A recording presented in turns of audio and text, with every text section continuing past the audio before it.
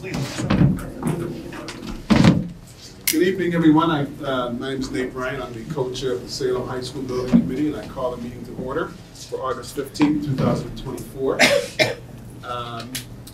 As typical with summer meetings, we don't have a quorum, and on tonight's agenda, we do have a couple of votes, so I'm going to take a bit of privilege and move the agenda around so that we will have a quorum later on, hopefully, and then we can act on those votes if that's okay with everyone. Okay. And so looking at the agenda, we're going to start with an update on designer selection. All right. We had the walkthrough here at the school. We had about, I would say, 50 or 60 people with us, along with representatives of the committee here. And they represented when we tallied the sign-in list, it was 14 or 15 architects and it's 11 design firms. Some of them are teams, so it's 11 individual firms or teams that might reasonably be expected to provide an application. Right, and then another 10 or so engineering firms who would be consultants to those things. So that's a very good turnout. And then we had some other folks request the RFS online.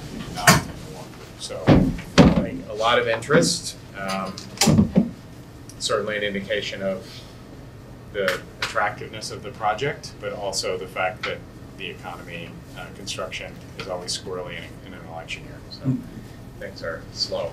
So it's probably an indication of both. And so the next step is we'll receive our oh, thank you. It's on the screen. Talk to. Oh, it's good to have somebody read off. Yes, thank you, Deb.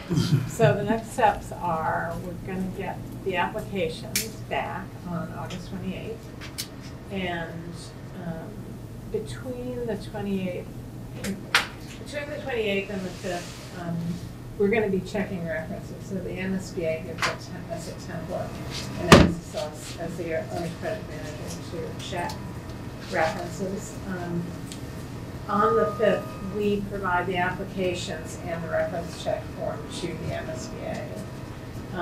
The committee, the designer selection committee, which just as a reminder is Rick, Paul, Betsy, Lisa, Anthony, as well as Matt, Jenna, and Z, who are here tonight. So that group will meet and look at the applications and develop a set of talking points about them. And then on September 24th, the MSBA hosts the review of the application. So they have a group of between 12 and 15 people who are on their panel. The city and district will have 3 representatives. And at that meeting, however many applications are received get narrowed down to 3 or occasionally 4. And then on October 8th, those 3 or 4 firms will have interviews. So that's the timeline. And can you refresh my memory? Is that interviews with the finalists with the committee or the whole? Is it just with the interviews? It's so different than the European process. The interviews are the same group. So the MSBA designer selection panel, 12 to 14 people, depending on who goes there. And again, the 3 folks are missing. So, and what they do is, they do in either case, whether it's applications or interviews, they do the review, there's a discussion, and then they go around the table, and the folks at the table vote for their top 3. And then they sort of collate the score, I think just like we did for the European thing. They collate the score, and that identifies the top person. Then the city negotiates with the top ranked applicant. And it is possible, although it doesn't happen often, that if you can't come to an agreement on fee with the top ranked applicant, to go to the second one. It's not something we would recommend, but just so you know that is a sort of part of the process. Any questions? Okay. Thanks, Rick. Sure. Do we have a quorum now? Yeah, still We no. have 9. 9. Okay. 9 voting members.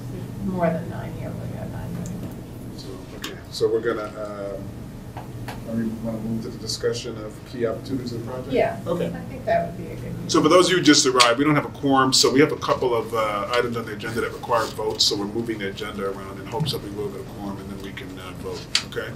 So we're going to what's on the agenda for 6:20, which is discussion of key opportunities of the project. Yeah, so we talked about this a little bit at the last meeting that,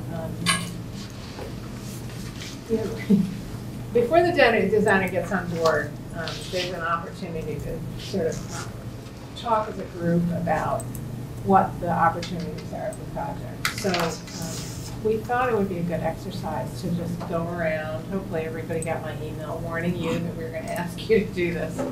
I'd just like to go around and give everybody a minute or two to just say what they see as the opportunity of the project. And my expectation is, depending on your personal perspectives, there's going to be a range here. And I think it's going to be by no means sort of a collection of everything that we're going to hear in community forums when we get launched on the community discussion.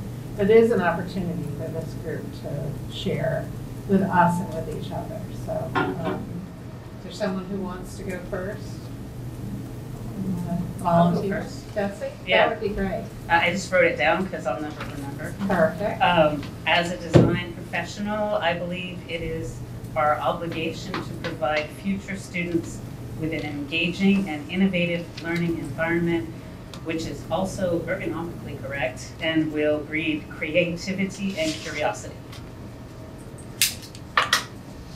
Okay, we're done. Tough act to follow. Well said. You want to call on people or you want me to call on? Yeah. Go ahead. Okay, Paul tries to say. Go ahead, Paul. I hope you do this again in September because Get more it's important. voices? We have more voices. Yep. Unusually that there are more designers at this meeting than there are. So my comment was more not to us, but to other people on the committee. So I also wrote it down. And then to be open to challenging and ultimately accepting and implementing non-traditional, that is the kinds of spaces we see at the existing high school, to collaborate, teach, and to teach in, and to explore new teaching methods, to exploit these new school learning environments. From a designer point of view, I think there's an incredible potential to create physical spaces that both are in response to the way people would like to teach, but also the way to allow teachers to change teaching modalities. Mm-hmm. And I hope that we do that, and ultimately so that the new building doesn't look like the old building in any way, shape, or form. Okay. I'm taking volunteers. If you don't volunteer, I'm going to call on you. Okay, Rick. So I wrote down some bullet points and then something personal. So I think the goal should be the best educational experience for all kids.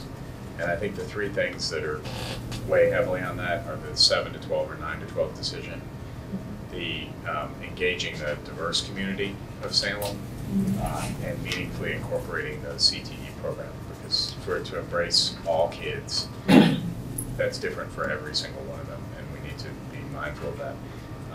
Personally, I would love to look back at this project in 30 years, if I make it that long. And know that if we did the best thing we possibly could in terms of the environment and the climate and sustainable design and energy use and all those kind of things, so make sure that it's as green as it possibly can be. Great, thanks. Mr. Bernay? So I looked at it, I guess, from the perspective of the city of Salem. So I have two thoughts. One was that it is the place that when families are looking to enter the North Shore, that Salem High School is #1 on their list. It is the place to go for a sound education, not just in the classroom, but also outside the classroom. That was my first thought. Second thought was more of a deeper collaboration with the city of Salem, just from looking at something of the Sparks thing that we did.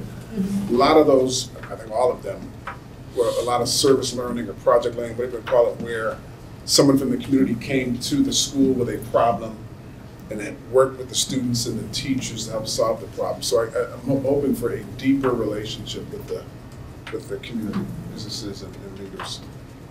Great. How about Liz? Yeah, I think on that sense of engaging different, the whole community, but different parts of our community, you know, like the non-traditional, the diverse, I would add the multilingual, because those kids, you know, require certain spaces where they can interact with different parts of the building, because they remain quite isolated, and I don't think that's right for them. Great, thank you. Oh, Megan, you had your hand up. Sure, yeah, I did not take notes, but it's kind of a combination. When I saw this question originally of what's been said, as Bob might know, I love it when things get shaken up, and I hate the term, that's the way it's always been done. So I love the opportunity that we're taking of looking at how the systems are set in place now and how we can adjust and change and make it work for our community. And then to Dr. Bryant's point of really making the building a community building as well, I think that that's really important. As someone that, just purely speaking as a public school parent, and the high school is kind of like this scary big place. It's not super welcoming, so if it's kind of it's welcoming once you know it, but it's not really known now as a community center. So to take that opportunity to really make it for the city and all groups within the city, I think is a great opportunity that we have here. Megan said it way better than I did, but that was my, I'm looking forward to school and all the things that everybody else is saying, but I also want it to be attractive to the rest of the community. And that people are going to know where it is, and people are going to want to have tournaments and events and all sorts of ways to engage the rest of the community. There'll be an opportunity to bring people in for other things as well as Bob. As was stated earlier, there's a whole bunch of designers in the room, and designers have a great perspective on things. I'm going to put my builder's hat on for a second. That as we design and build a building, that we design it in such a way that it is adaptable, the building itself, because technology changes, everything changes. Sometimes the way we teach kids changes and it morphs. So that the building has those design qualities that it can change with those changing needs. Because I can't tell you how many times I've been into any kind of building outside of school, and all of a sudden someone says, oh, we gotta run Cat 6. Oh, we can't run the Cat 6 because there's no raceways to run the Cat 6. You know, so in doing so, you design the building thinking to the future and ahead as much as you're servicing the needs of everyone and what's anticipated today. Yeah. It's also being thoughtful and foresightful of the fact that things may change down the road, so that when you're designing the building, that it can be adaptable. And in one of those buildings I look at it, when I was a kid over in Beverly, is the Sterling Center on the Beverly Y. That building was first built, that was one building with a pool. But the building was designed in such a way that it had knockouts. They had designed the building that it was for expansion. So when they had to put the gym addition on, they built the gym addition and they had a knockout in the wall already framed up. Mm-hmm. And so they had the foresight to say, okay, we can only do this now, but down the road the community's needs are going to change. So we need to make sure that that building is designed in such a way that you're not doing things twice. Because I'm a big proponent of you shouldn't have to do things twice. Yeah. No, it's a great point. Anna? I didn't do a very good job of putting my homework together in advance, but sort of just thinking about this from a finance lens, it is rare that a community, a project of this size, having an influx of dollars. I mean, clearly there'll have to be a lot of local dollars involved, but the scope and size of the dollars that the state would be putting in, that is something that happens very rarely. And so the strategic thinking that's going on, like leveraging that type of investment, and that's the type of investment that's going to happen. I mean, that's really generationally, because buildings are, multiple decades apart. Does that ever really happen for communities? And so the opportunity is that money coming in and how to be so strategic about it that like all the pieces of it are being leveraged to sort of do all of the things that everyone's talking about and kind of check those boxes off, knowing that it's probably going to be a while before that opportunity comes around again. And so I think that's just thinking about like the magnitude of the money coming in and like what can maybe be accomplished with that, I think is really exciting. Thank you. From a school committee perspective, I'm pretty excited about the opportunity to have individualized but interdisciplinary and project-based work that happens in flexible, adaptable, and non-traditional spaces. You know, I've taught for 25 years, and being in a classroom that confines the way that you or restricts the way that you teach is maddening. It really, I think, if you've never been in front of a classroom, you don't realize how limiting the space can be on what you're able to do, you know, with kids. And so, and actually doing the homework, it really got me thinking about what non-traditional spaces could look like. Like, you know, we have an opportunity to do something super interesting where we maybe even cross physical boundaries between classroom learning and, you know, I hate the term real world, but, you know, classrooms are the real world, but, you know, real world learning. Like, what if we had space in our building that our, you know, our nonprofits in the city could rent? What if Root and LEAP could be in our building and our students could do work with them? What if there was a city office in our building? What if the health department was in our building and our students who are working, you know, toward their certifications in CTE could come in and like learn, and maybe, you know, the health department wouldn't have to drive down the street, they could just walk in the classroom and have a conversation with kids about learning opportunities or, you know, community engagement. It's just, we have an opportunity to be really creative with our spaces, and as Nate said, just have a better relationship with the city, where we're kind of, you know, it's a little bit more of a, you know, mutual exchange. I think kids like that ability to kind of, you know, to know that they have a real influence in the community that they live in. So that's more than I had to say.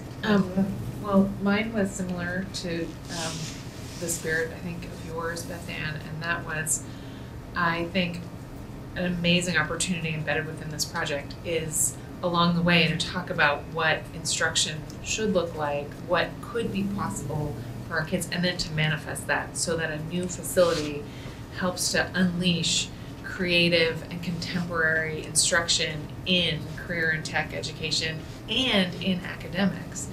Thinking about the ways that the building could unleash new pedagogies and new ways of collaborating. So I'm the Director of Sustainability and Resiliency for the city. So the high school accounts for about 25% of the city's emissions. You know, we have a goal to reduce emissions to net zero by 2050. So I would say it's certainly an opportunity, and I would maybe put it as an obligation that the building is net zero at minimum. But I think along the lines of what Rick was saying, I think the opportunities are to go well beyond that when it comes to considering the embodied carbon of the existing building, or the landscaping, or how we're controlling water on the site, or, you know, potential network geothermal with other buildings in the area. So sort of really expanding it so it's not just the impact of eliminating the emissions, the operational emissions of that building going forward, but potentially doing more for the city's goals in our climate action plan. I guess I'm the only one who hasn't gone yet. Mine is pretty similar to Bob's, which is longevity. Now, I hope that 50 years from now, when Z's successor is talking to the AI subroutine that eventually replaces me, that when they're looking to procure a maintenance contract, that they're thinking like, they look back on this community and thought, wow, they thought of everything, and not, what were they thinking? Right. So I hope that we can create a building that lasts, and that people are happy to work in and not struggle to make work in. You know, it's interesting, one of the first schools that Deborah and I worked on, the superintendent happened to have the school committee record books going back to the time the school we were looking at was built. And it was a little uncanny to open the book and sort of see the way the conversations about public buildings play out cyclically around, you know, how you renew and remake a building and its program for the world that we live in today. So that was great. I mean, we'll capture that all in the minutes. Rick, do you want to add something? I was just going to say that Superintendent Zreik and Mayor Pengello are not here, but when we went to City Council to ask for the money to do this, and Bob was there, that concept of durability was kind of went around the whole full circle of everybody who was there at the City Council that night, because some of them had been, you know, went to high school there and saw it very early days and saw it operating very well, very early days. So that concept of durability is something that they all echoed. Does anybody have anything else they want to add? You get another shot at the conversation if you want to add something. I would just have one more thing that I was thinking when you were talking, that like the building itself really has an opportunity to be a living lab for our students and our educators. You know, so we really are talking about sustainability and you know, skills that students need in the future. Like they should ideally be able to use that building and use the skills and knowledge that they're acquiring in school to say, okay, well, how can this be better when in 5 or 10 years from now when we need to, you know, build out, as Bob says, or plant something new because this isn't working out. Like engaging students in that sort of living laboratory that can be the building is, I think that'd be a pretty cool perspective to take as we think about students being in that space. I think, Beth Ann, I think you kind of said this, but it would be interesting maybe to do this again when the students are here. I'd love to get their perspective on this because they're living it. Yep. Reading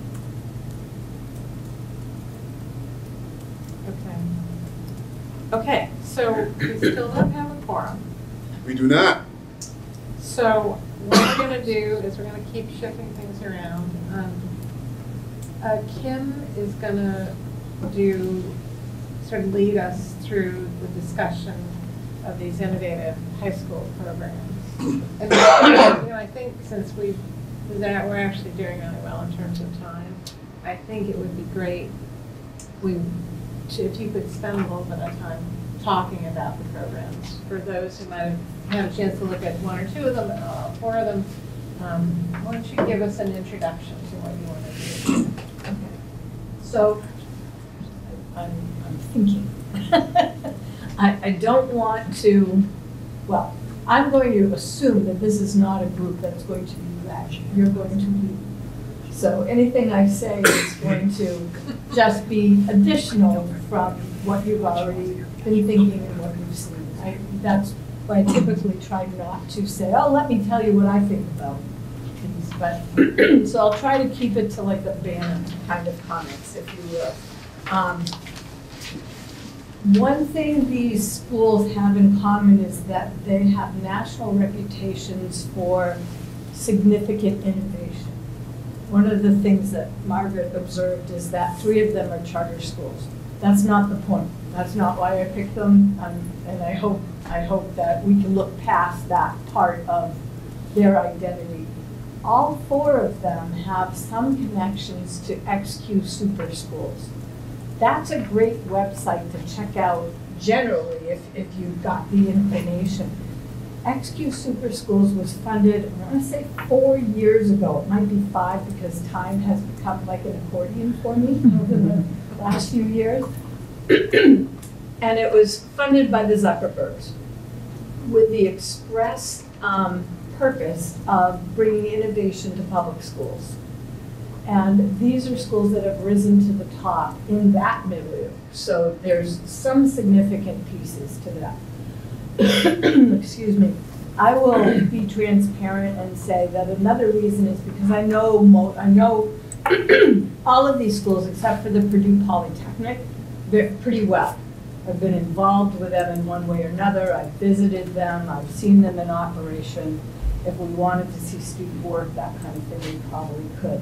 I should also add the caveat that I did my undergraduate work and produced that kind of talk to me too.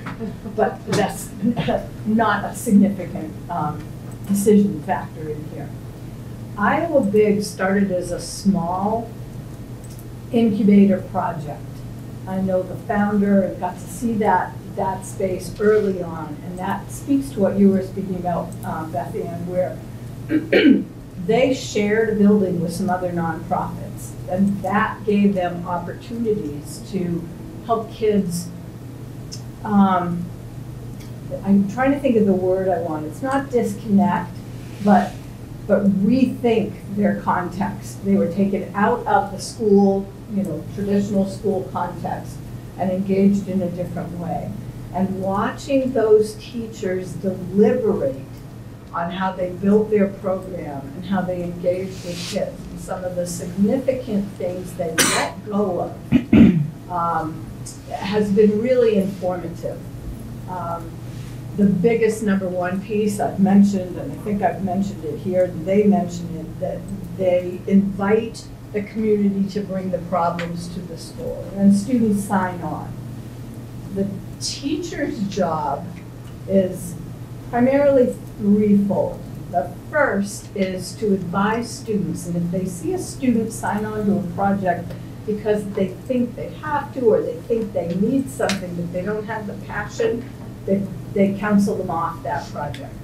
So they really work to have students identify and connect to projects that engage their passions, and they use that word a lot.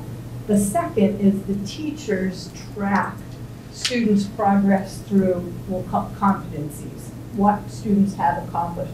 Students don't have to worry about, I didn't take this math, or I didn't do that English. The teachers are monitoring that, and the teachers identify what students have, what competencies students gain through their work on projects. So students focus on that project work. And then the third thing is coaching kids on the skills and knowledge that they need to be successful in the projects that they're working with. And sometimes that's team collaboration, sometimes it's project management, sometimes it's communication with adults in another sector. There's a range of things that are beyond the academics that they engage in. That school has been, or that program has been successful. I should say it was originally started as a collaborative venture across, I think it was 3 or 4 high schools, so 3 or 4 districts.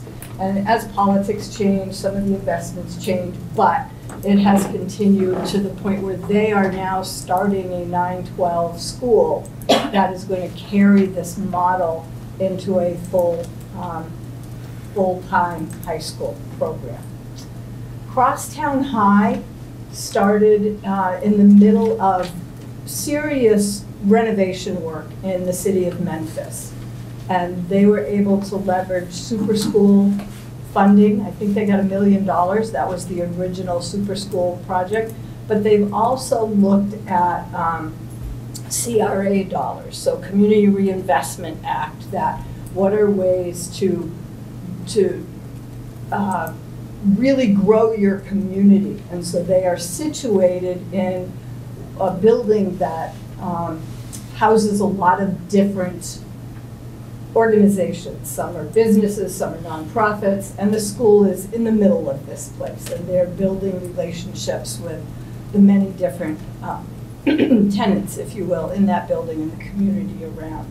So it's another view of, all of these are views of project-based learning, I will say that. All of them have some place-based and project-based learning to them.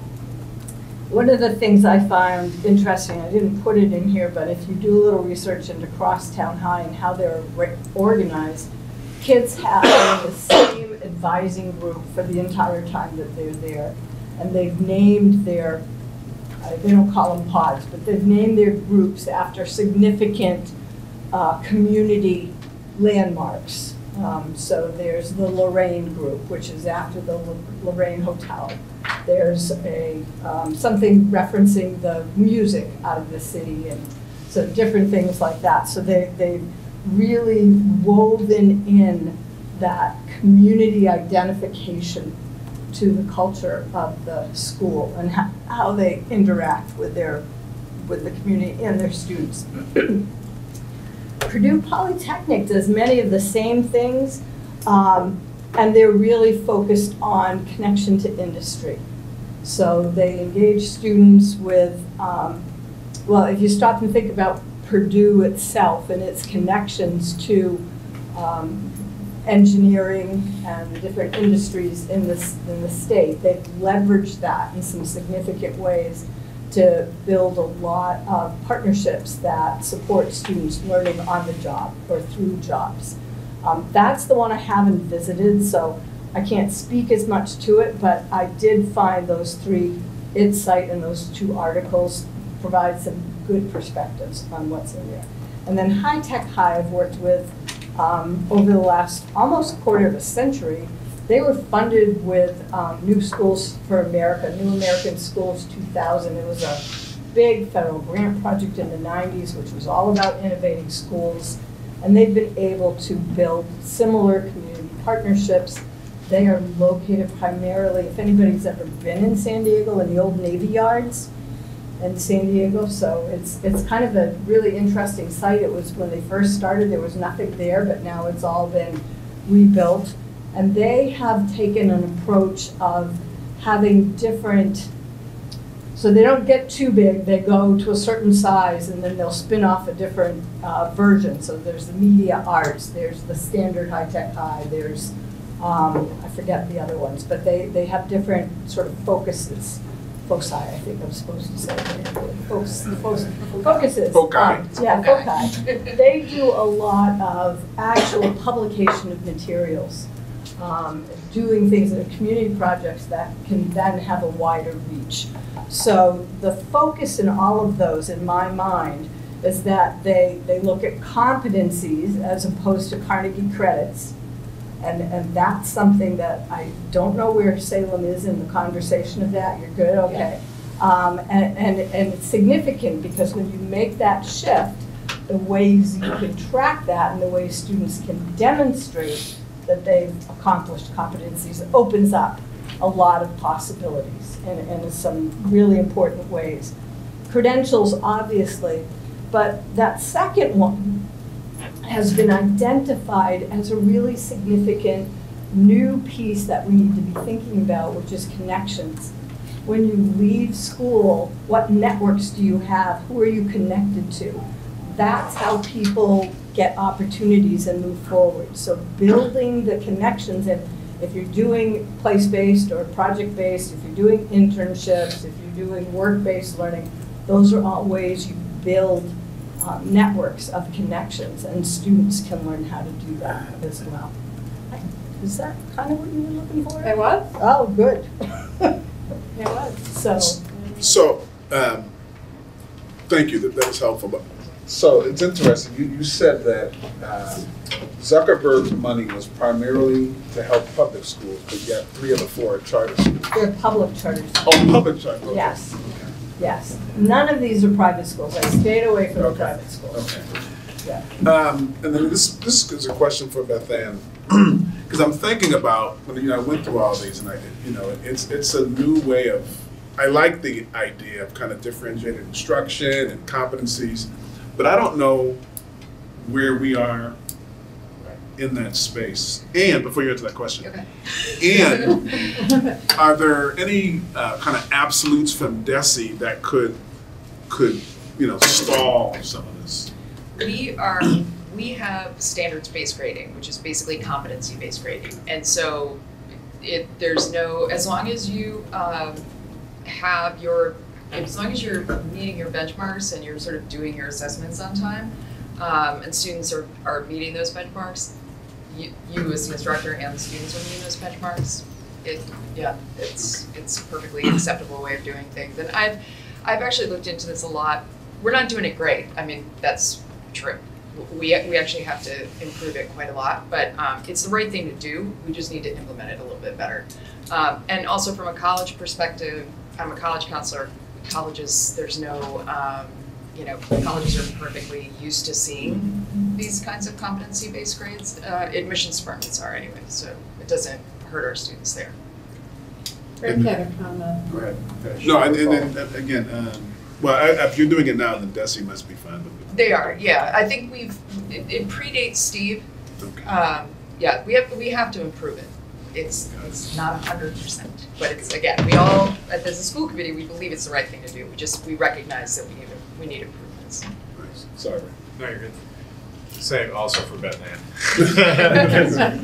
Comedy substance, too. That's true.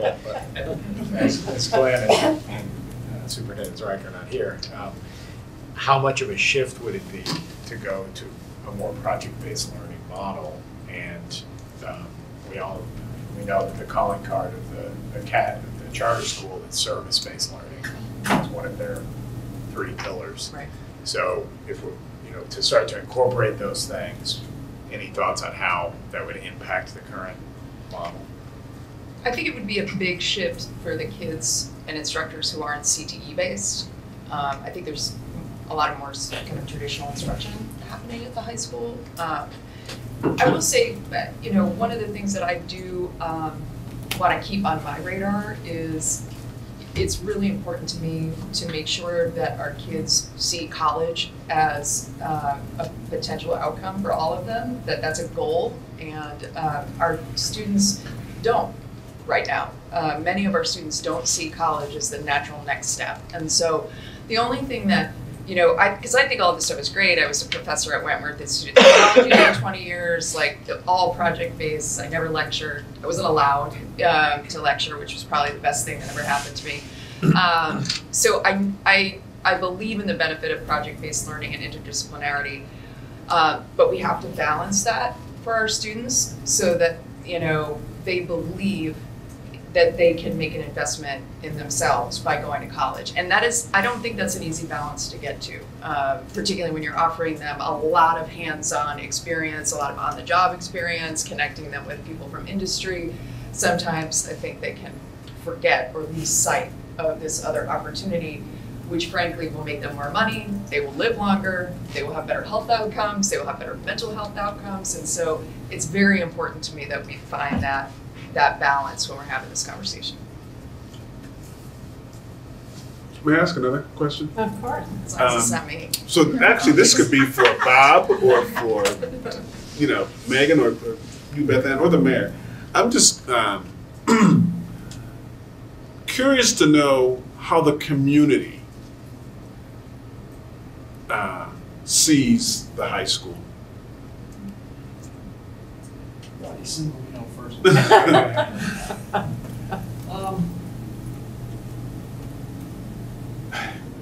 Our kids went to school, my kids went to school right after your kids, so the perception I have of high school, I think, has changed over the years. I think someone alluded to it, it's like a big scary space because there's a lot of empty space in it. It's, it was designed for a whole bunch of more people, kids that aren't there. But I mean, I wouldn't trade those 6 years of me trucking up to high school for anything. I mean, the kids, my kids, both my boys, knock on, there was wood, this small, here we go. It was great. I mean, because I had 2 different kids. I had one kid that was in the arts track and did the whole band track, all that kind of stuff. And then my other son who was wanted to play football and play baseball and all that kind of stuff. And they both had equal opportunities. And they both had the same thing because there's a wide variety of choice. I will say that in the recent years, I've been stepped away from the high school. I'm very excited with the whole CTE aspect because there was a time many, many years ago when the high school fell to level 4 when we all went back to those days when everyone went to a different level. And then Mayor Driscoll looked at me and I said, what do you need me to help? What do you want to plug me in? And she said, well, why don't you be on the high school committee? And I sat in the high school committee, the first meeting, and they said, we're going to rewrite the mission statement. And I was there, and I think I've told the group this before, but we rewrote the mission statement. I said, the mission should, our statement should be to prepare our kids for life.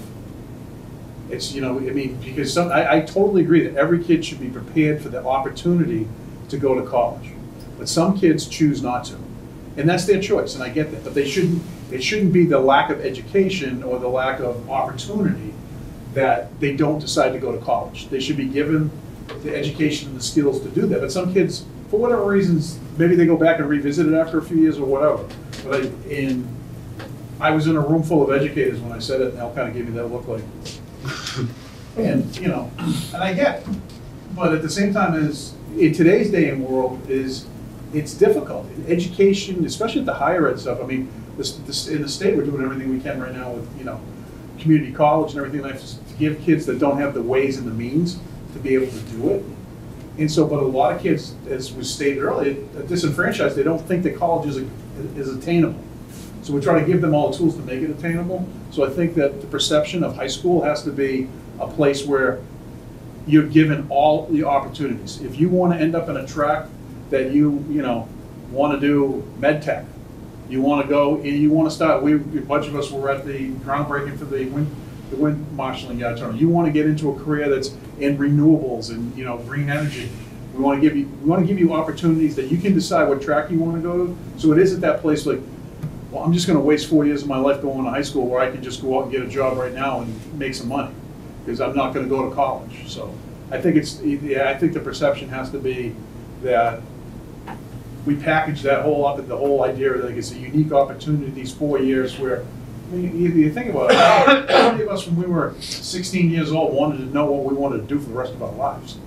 You know, and all of a sudden you're in that track and you know, you're in the AP track, you're gonna go to college, And you hit college and you're like, yeah, I want to go backpacking through Europe for 6 months, you know, whatever it is. So you don't know. So it's tough. I think the perception has to be that the high school is a place of opportunity. That it's just not, it's a broad cross-sectional opportunity that provides an opportunity for every kid, no matter what your background is, no matter what your education is, that when you get there, you're given choices and you can try to navigate that. But at the same time, at the end, you don't want to be in a situation where it was, you know, someone was in a track and they thought, yeah, I'm just going to do this, and all of a sudden, but they didn't focus enough on education. You want to make sure it's balanced, so that if they do get to the point where they're a senior and they have a great, you know, they have a great experience with some teachers and they encourage them to take that leap and go to college, that they're prepared and they can go. That's just my 2 cents. From a, like, one second. I'll be quick. So I think that's a great goal to have, but the question of what is what is it now? What is it now? Yeah. And I think that's a really loaded question. We have. And I think it all depends on who you ask too. Do you ask someone who's currently in the school system? Do you add, like, I'm a parent now of a 6th going into 7th grader. I think that is a whole different, what's the perception? Are you asking about the perception of the building itself? Because I think that's a quick, easy answer. I know, as not having a student there, not going there myself, it's a scary, confusing building. I'm like, where do I go to vote? Where's that auditorium? Where's the field house? It's very confusing and all the different parking lots and everything. So the building itself, I think we can all agree on, is just not the most welcoming, even with signage. But then the actual school community itself, if you ask parents in the public school, everybody that I talk to, it's a positive, the majority, it's all very positive, but the perception of those that don't have that connection of a current Salem Public School student don't have that response. I mean, just from a numbers perspective, this is the biggest freshman class that we've had in a really long time. Our sports teams are I think the girls soccer team had 40 kids show up at the meeting the other day. We're retaining people in a way that we hadn't before. I attribute a lot of that to Dr. Zweig. We're getting kids transferring in from the charter school, and we're keeping more kids at Collins, so that pathway to the high school is kind of opening up. I think it's really beginning to change. And I think the more people who stick around at the high school, the better that's going to be. Glenn Burns, the principal, has a very strong reputation in the city, as again Steve does. So I think I think we're really getting there. I know my freshman to be is very excited and told me that building's not a big deal. I can totally. Yeah, well, you can have her show you around because she's like, I got it. So, yeah. I would say that it's funny how many people who have younger kids who are not in the school system yet, or what have you, as Megan was saying, say to me, well, where is the high school? It's the one there on the hill on Highland? And I'm like, no, that's Collins. Like, people literally do not know where it is. And I think it's weird. It is tucked away, and I think it's weird that if we want to make it a community resource, then whoever we end up hiring and however we go about this, it has to really be made a destination. It has to be made something that people want to go to, because on that site, it was built in the 70s on like a run site, you know, like a leftover parcel, and it's really tucked away. So it has to, it's not like high schools like in downtown, you know, in the middle of an urban fabric that everybody knows that's the high school. And so it's exactly, so it's kind of a weird, you know, site for a high school, so we have to overcome that. Sorry to very much to that point, that there's the site, and obviously we're talking about the site and the building, but the connections to it, I mean, walking down Highland Ave, that's just, you know, we talked about this a lot with the mayor, like the pedestrian access and all that, like, yes, we're talking about the site and the building, but how do we make that connection safe if we want the students to be walking up and down, because right now it's not. Because they do expect the students to get from the high school to Bertram Field. And if they don't have a parent that's available to come pick them up, they're on that sidewalk headed over to Bertram, you know, and it's not a great, Not sympathetic. no. Yeah. I think that was some of the feedback from the parent family engagement discussion that we Yeah. had, was a concern around moving 7 and 8 to the high school site and their access or ability to safely access Bertram Field from the high school. We're starting this year to engage in some studies of trail networks along Highland Avenue. And part of that will be trying to identify paths and connections that might allow for safer access between Bertram and the high school campus.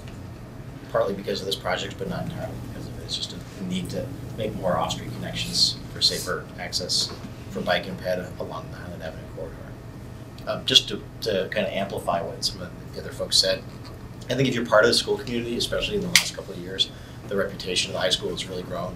Like, you see it reflected in the increased enrollment numbers, not just students from the charter school, but also Essex Tech students, I think, who are students who would otherwise explore Essex Tech and looking at our high school because of the strength of the CTE program, combined with, I think, a high-quality academic and rigorous academic experience and the early college opportunities that are here. The biggest drawback that in my mind to Salem High School right now is the facility. It's not the teachers, it's not the administrators, it's not the program that's there. It is entirely about the built environment within which they're trying to function. But I think outside of the school community, there's still maybe some education that has to happen around some of the stuff that is happening that's great. But I think that even outside of that, I'm betting if we did a poll, the numbers are starting to move, that there's a lot of perception of strength in the schools, because, I mean, otherwise we probably wouldn't see the enrollment numbers increasing the way we are for people who are not currently part of our school community. But would you say that increase, what I've heard is the increase is not directly related to CTE, but it's related to it's related to a variety of Is factors. it? I think the CTE program is drawing students back. I think we have stability in the district. I think this school year we have no turnover in principals for the first time in a while. When you're, I think, having progress in most places in academic outcomes, that draws families back in.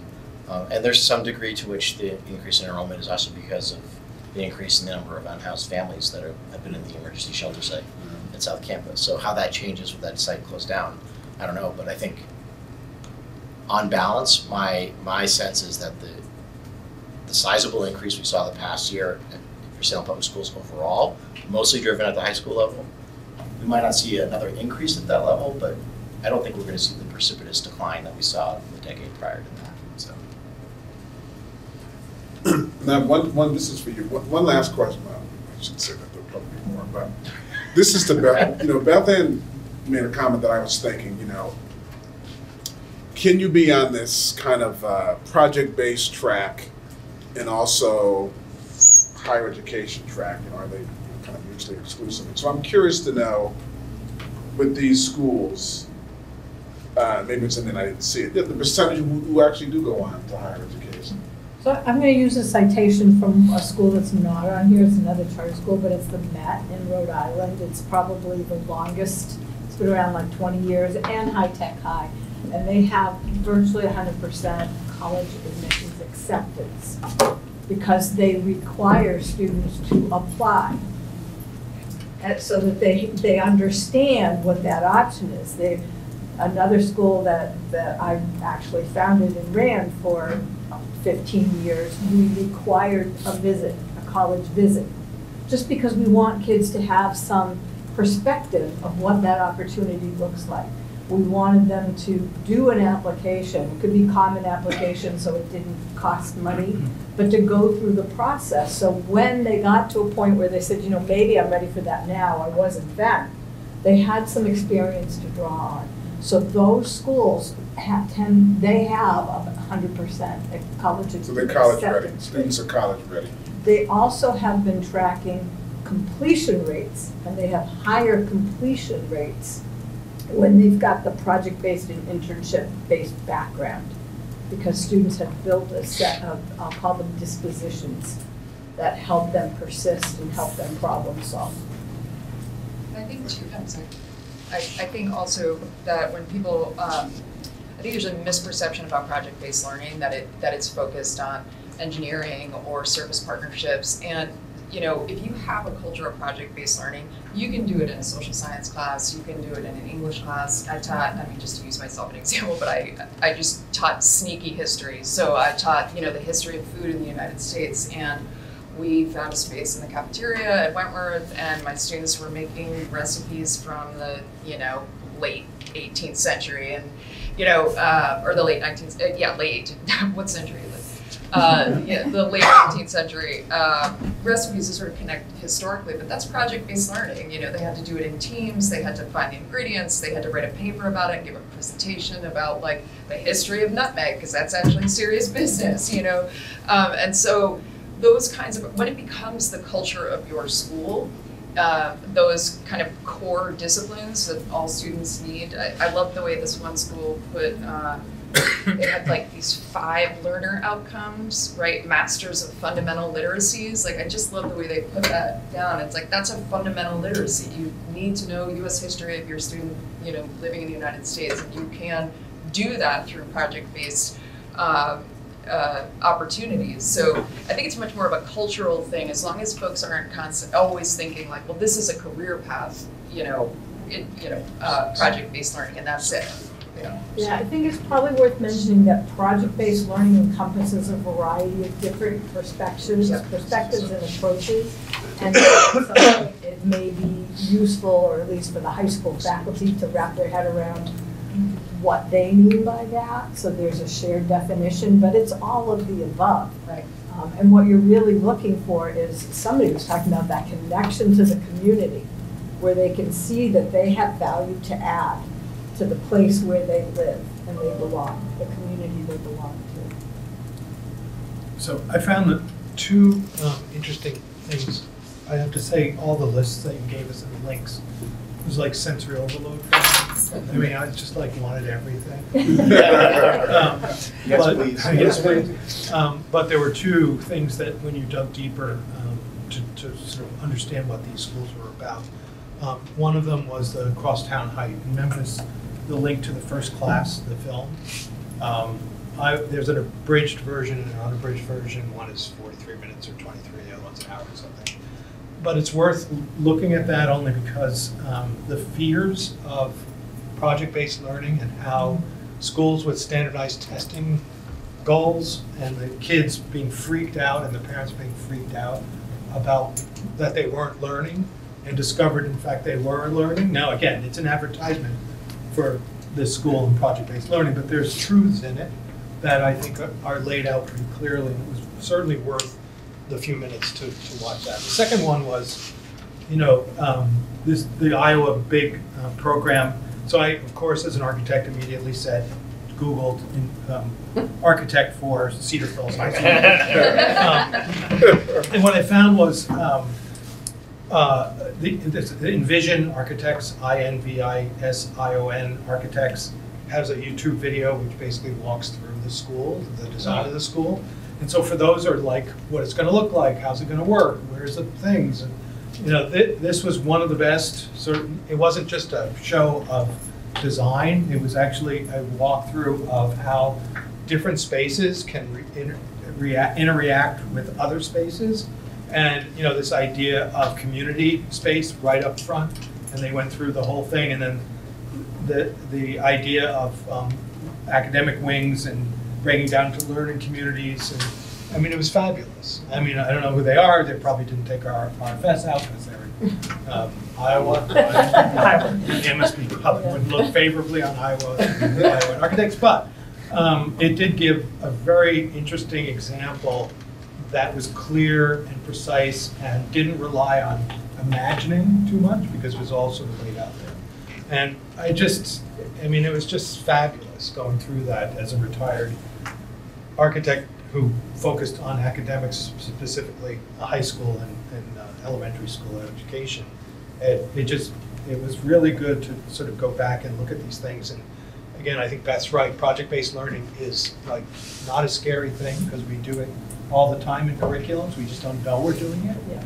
And the idea of having connections between math and history, literature and art, you know, those are the kinds of things that allow students to sort of express themselves and learn in a different way, almost as if they're like, oh yeah, that's amazing, I did learn all that stuff, but didn't realize, and energize students who are not very interested, which again is a really critical part of education, which is, I mean, you could teach anything to a student who really cares about what they're learning. It's really hard to teach a kid who really doesn't care, and it's not their fault, they're just not energized. And so that energizes students, and I just found it energizing for me. It was really incredible.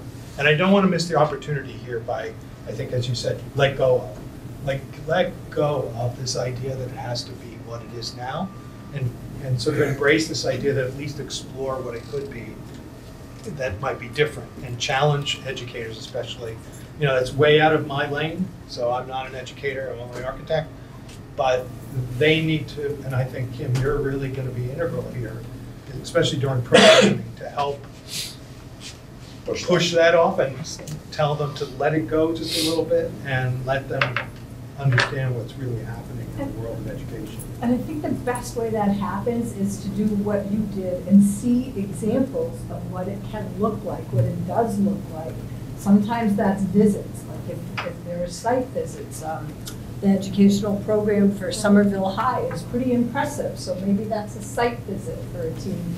Sometimes it's a curated collection for people to work through, which includes student work or student videos, or, I mean, these videos are used now as marketing tools, but they were originally made as documentaries. So, and every documentary has a focus, a lens, but you know, giving people the opportunity to see and experience like you did at Wentworth. What do I do if I'm not allowed to lecture, for crying out loud? So, you know, For some. Yeah, but I will say, a lot of that, you know, it's not, teachers have a hard enough job as it is, and so, and this is the sort of, this is the wall that I came up against as an instructor quite a lot, is that we don't provide teachers with enough creative opportunities and spaces to mess around, you know, to talk to each other, to figure out how you can, you know, like I would, after being at Wentworth for a million years, I could walk across campus over to my friend who was in the architecture department and go, I have this cool idea, do you think you could help me with this project? We just don't have that kind of time and physical space built into teachers' lives. And like, that's where they get to be creative and come up with cool ideas. And so that responsibility is on the district to facilitate that and support teachers and to find out what would be the best space for you to hang out and talk about stuff. You know, what do you want in there? What should it look like? How much time do you need? I think that would be incredibly productive, and I think it is, the space is central to that. There's not a lot of space, and teachers need space to connect and with one another and to come up with cool stuff.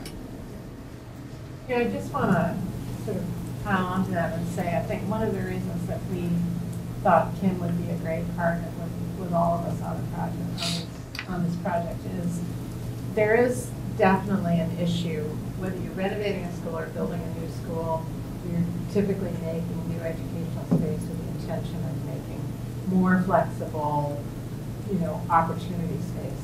But then you're like in the building and the opportunity to stop and go, what are we gonna do with this? To do professional development around that moment tends to get lost in the shuffle. But we hope that Kim will be with us through that moment and that we will have an opportunity to do that. Because I think you're right, it's really important, and it's just like, everybody's like, I gotta get in there, I gotta get my classroom set up. It's like, you just lose that thread, which is incredibly important.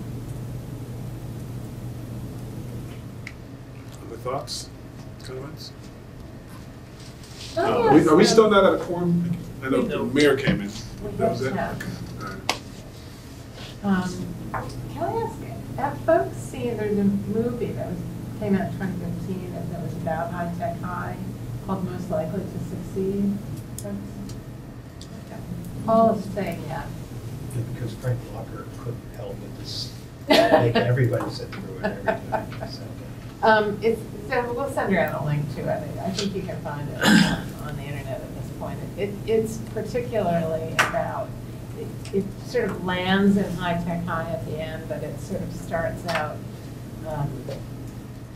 talking about how our current form of education came to be and what it typically looks like for high schools. And I dragged my high school students to it, and they listened.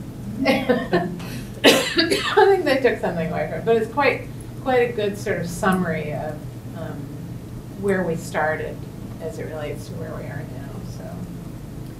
So back to the agenda. So I think we cannot, because we don't have a quorum. We have 10, we need 11.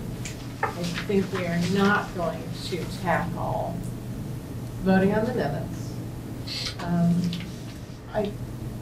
The other item that's on the agenda is to at least talk about the proposal for a finance working group. But I want to just ask Kim whether, I would propose that we continue this conversation with a larger group in September, right? Because we have, this has been a great conversation, and I'm not going to let Dominic off the hook here before getting him to talk about what he sees as the opportunity of the project. But I think this has been a great discussion. I'd probably recommend bringing it back to the group in September. Agreed. I want to say one more thing about community. You asked, what is the community's perception? And it's only through the lens of some of the performing arts and music and things like that, because my kids are so involved in that. And we have a bunch of friends in Salem whose kids go to Waring or Hangry or what have you. They go to North Shore private schools. But when my daughter performs, all her friends come and all the parents come. And to a person, they all say, oh my gosh, that was amazing. It's such a great program. And they don't even know that it is so great. Okay. And they're sending their kids somewhere else. And and they're doing that for many reasons, and that's totally fine, and that's good for their kid, and you need choices, like you and I were talking about in life for your kids. But it's, how do we make that sell better? How do we broadcast that better? That opportunity is right here in their backyard, and that. You ask the kids to solve the problem. Well, that's what my daughter does. She invites them, and then you do a project. Yeah, absolutely. Okay, so what I would suggest is we kind of revisit this in September with some input from the superintendent and the educators who were not able to come tonight. Maybe could lead us through further discussion of this. So. That's a question. So, sorry. Yeah.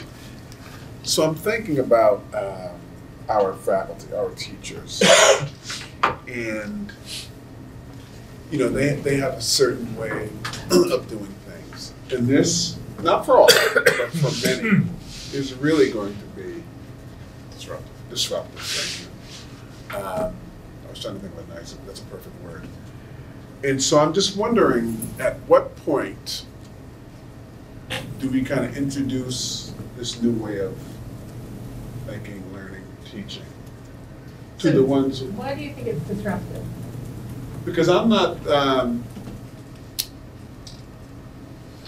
Just seems, maybe I'm thinking about, my kids, they've been out of school for a while, but this would have been, I think, disruptive to teachers back then, not that it's that old, And while Beth Ann did say there's some project-based learning going on, it needs some work. And is it endorsed by all of the teachers? If it is, then okay, but if not. I think we actually are starting this right now, and the mayor can speak to this a little bit better because his oldest was just in the pilot program.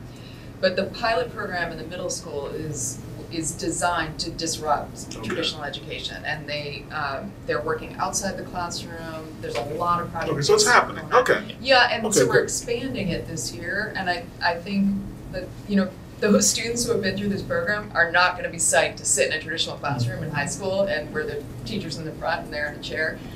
So I think there's a lot of really wonderful things happening in the middle school, and I think that will build up and down. I withdraw my question. Well, but let me mention something that brings up. So Kim and Steve and I had a chance to, when was that? It was just before the end of school. We had a conversation, and Kim actually proposed something that ran into a technical glitch with the one we want to do. But I think why don't you describe what you proposed relative to the program that Pam was talking about? Collecting stories, we don't call it stories, we ask a few questions and have students tell about what's been significant for them in the pilot program. And then it's a online software collection that allows us to do some data analysis with what comes out of there. But we also ask the kids to, after they've written what they want to tell us, to then say what they think was significant about what they had to tell us and who they think should hear that story and some of that. So we engage them in some of the meaning making of those stories. And I think that would be, I think that process could probably use some iterations that would be very supportive for the building committee. In the short term, I think the superintendent can probably find that we had an evening last year where the first pilot students came and presented to us. They were amazing. I mean, they were like college students up there. I couldn't believe it. And talking about what worked, what didn't work, how they felt about the program. It was pretty, were you there that night? It was really extraordinary. And they're all doing amazingly in high school. So that might be a good place if we can get Steve to find that for us, for everybody to just take a look. It's maybe 20 minutes of the students talking, but it's really wonderful. So it was recorded, the presentation? Yeah, it's on SATV, so that would be great. We can go back and find it. We just got to figure out which one it was, because it was over a year ago. I'm sorry, you're going somewhere that I totally interrupted Nope. you. Nope, I wasn't. I was just thinking about disruptive. So, no, not going anywhere. So, Dominic, where we started was we went around the room and we'll share the notes of what the brilliant proposal we had for everybody else. But, and they were great comments, but why don't we, as our sort of last act here tonight, if we're sort of done with that conversation for the moment, can you say a few words as the lead Sure. city leader about that? Again, I apologize for coming in late. I don't want to repeat anything that was already said, but I'll just touch on a couple of quick things that I see as key opportunities with this project. But first, just to expand on what BA was saying, I think the middle school pilot, reimagining middle school now, is really transformative, and not just for the kids, but the educators who are in there reporting it. So the data was really strong for academic outcomes, chronic absenteeism and attendance. It was just really phenomenal and a great demonstration, I think, of a model that we'd like to expand and broaden, not just through the 8th grade, but down the road, like thinking about how we are conducting public education in general in Salem, but also because of how powerfully and positively the teachers responded to that opportunity too. Like they felt empowered, the students had a voice, the educators felt like what they were doing was making a difference and they were supported, and I think that's what we want to see. In terms of this specific project, I think obviously that there's the opportunity to create a facility that supports the key educational mission of the school. I'm not an educator. I don't have a degree in pedagogy or education or anything of that line, so I'm not going to pretend to know anything about that stuff. But I will say that from my understanding in talking with educators and teachers and educators, administrators, and families, our current facility is not really well suited to the educational program that we have. Like it's not, the technology in the building is not great. The size of the classrooms, the ability to access them is just not suitable to the class sizes that we typically see. And certainly for our CTE program, that the opportunity is there to really, we have a 21st century CTE program, and we have a, practically 19th century building in some respects. So it's not built in the 19th century, it's just the difference, and I think what's capable there feels that way.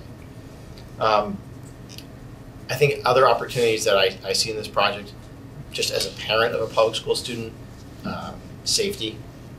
I mean, you hate to say it, but I think that creating an environment that's safe for kids and safe for the staff that are, that are also expected to be in there every day, not just from gun violence, but just safety in general for life safety systems, the ability to,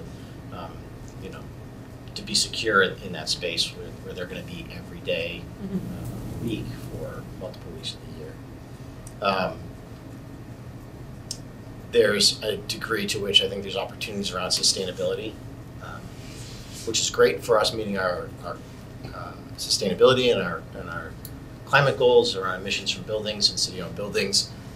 Also for our bottom line, our electricity budget. I don't know if we talk about that. No, I But don't maybe think we about want that. to jump out a window. But it seems like really well timed with the opportunities that are coming along from the federal government to really maximize the financial opportunities that are available for those programs to really invest in what is one of our, from an energy perspective, most disastrous public buildings in the city right now. And then community, I think it was mentioned before, but our current high school is not a welcoming space for the community. It's hard to find. We're not part of the school district.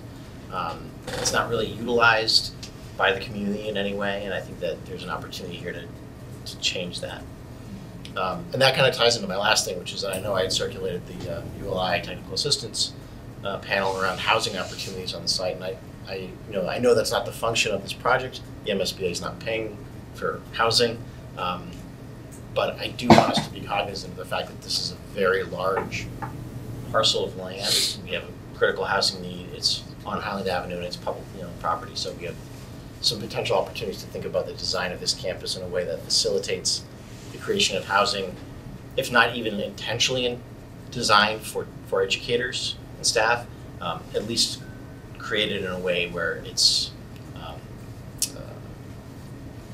accessible to them primarily. And I think that there's a great opportunity there to potentially help with some of the financial aspects of this project. So I don't want to lose sight of that. I think that covered it. So safety, community, sustainability. Yeah. I don't know if any of those were touched on before. No, they were touched on in different perspectives, but I think that's a great wrap up of a bunch of the points that we heard. So, okay. Can I just throw, sorry, my brain, there's just sure. got a couple things in my head that I don't want to lose. So one is, I can't point to them right at this moment in time, but I could get the information. Using CRA dollars to provide housing for college students that then can tutor in exchange for their housing. So that's another way to look at some of that collaboration, and for faculty. I've heard of that too. And another piece that I just don't want to forget is there's another school that I visited that they actually own and run a couple of businesses, a bike shop and a coffee shop in their community, and the 7th and 8th graders are the ones who run it. There's a person for each shop who's a business person who collaborates with the teaching staff. But they have this vested need for it to succeed because it's theirs. So there are a whole range of ways to think beyond what we've always thought. Yes, those were a couple that came to mind from listening to things that you had said. It is 7:16, and I think this has been a great discussion, but I don't think we need to prolong it. We're going to see you all on September 19th. Yeah, let's at least put that up. Will we still be here in Lisa and Collins, or will we be back at the high school at that time? Depends on the temperature. Yeah, I was gonna say, depends. Okay, so here if it's hot. This is why the we're here? air conditioning. If the students can handle it, I think we can handle it. That's true. I mean, we initially, the point was to be at the high school space for this group. Yeah. So technically, we should be going back to the high school, but We'll figure keep it an out. eye on We'll let them. you know. Check the. Unless people like this invite space before better. you head out on the 19th. I think it's important for us to be in the space that we're talking about. I agree, yeah. Yeah. Unless it's gonna be nice, which I'll reserve the chambers just in case, and then I can cancel it. It'll become the backup plan, so. So thank you all. It was a great discussion. One last, I One just last want to thing. say Okay. thank you for doing your homework, which is clear from your conversations that, yeah, Paul, you get the full stuff. You watch the videos, the Short video and the long video. Thank you. We don't like people like Paul. I'm retired, I have nothing to do. I'm retired too, I didn't do all that. Watch the video. Usually do about to adjourn. We did, yeah, we. We don't, you don't have. There is no, yeah, we don't, We yeah. don't So there's no We public don't have comment, to so yeah, so we're out of here. We're not even here. Enjoy the rest of this summer, everyone. You want to text me that Thanks. we were one for short of I said it earlier.